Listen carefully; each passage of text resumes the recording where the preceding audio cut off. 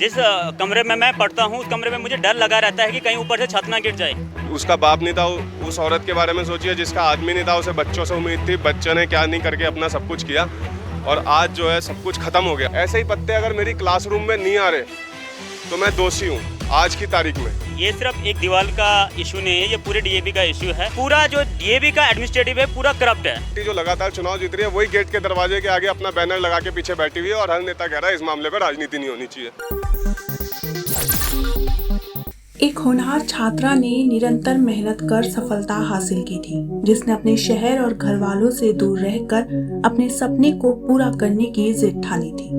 निरंतर प्रयास करने से छात्रा को सफलता भी हासिल हुई, लेकिन अचानक से सफलता की खुशी मातम में बदल गई। ऐसा ही कुछ देहरादून करणपुर के डीएवी कॉलेज के पास हुआ। बृहस्पतिवार की रात अचानक डीएवी कॉलेज की पीछे की दीवार भरभरा कर गिर गई। कॉलेज के आसपास घूम रहे भाई बहन इसकी चपेट में आ गए। हादसे में बहन की मौत हो गई, जबकि भाई गंभीर रूप से घायल हो गया। भाई को निजी अस्पताल में भर्ती कराया गया है। करणपुर स्थित डीएवी कॉलेज वर्ष 1948 में अंग्रेजों के भारत छोड़ने के वर्ष में स्थापित किया गया था। इससे यह अंदाजा लगाया जा सकता है कि यह कॉलेज उतना ही पुराना है जितने साल हमारे देश को आजाद हुए हो गए हैं। लॉ डिपार्टमेंट के छात्र ने अपना डर बयां किया और कॉलेज प्रशासन पर गंभीर आरोप लगाए। सुष्मिता तोमर के भाई रघुवीर तोमर का इलाज चल रहा है, वह भी गंभीर रूप से घायल है। इंस्पेक्टर कोतवाली डालनवाला राजेश शाह ने बताया कि दीवार काफी पुरानी थी।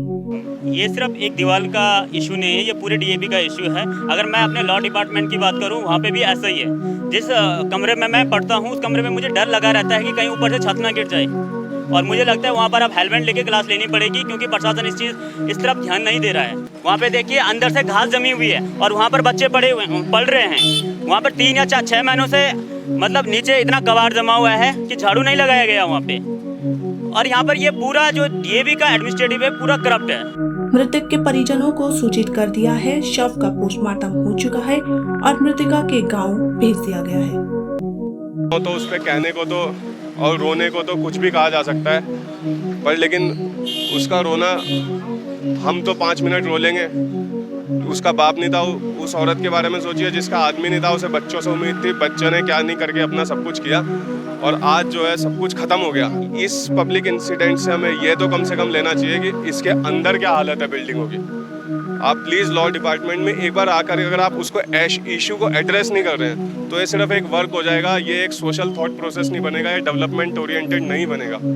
और इसके लिए मैं आपसे जनता के तौर पे क्षमा मांगता हूँ कि हमने किसी भी पॉलिटिकल कोई आइडियोलॉजी से मतलब नहीं है। एक ही सरकार को हर स्तर पे हमने इतनी मेजॉरिटी दे रखी है कि हर इंस्टीट्यूशन अब ऑटोक्रेटिक हो गया। आप एक बात बताइए, एक पॉलिटिकल पार्टी जो लगातार चुनाव जीत रही है वही गेट के दरवाजे के आगे अपना बैनर लगा के पीछे बैठी हुई है और हर नेता कह रहा है इस मामले पर राजनीति नहीं होनी। कि जो मामला हो चुका, जो मृत्यु घट चुकी, अब इस दीवार के बाहर से घटी है तो इसलिए इसका ये हालत हो रही है कि हम सड़क पे खड़े हैं। अगर अंदर के हालत आप जाके देखें, आप लॉ डिपार्टमेंट जाके देखिए, मैं लिख के दे सकता हूँ आपको, अभी 1 साल से झाड़ू नहीं लगी उस डिपार्टमेंट में। जो जड़ें इस पीपल की है इस दीवार पे आप दिखा सकते हैं भाई। अगर तो जो इस पे है ना, ऐसे ही पत्ते अगर मेरी क्लासरूम में नहीं आ रहे तो मैं दोषी हूँ आज की तारीख में।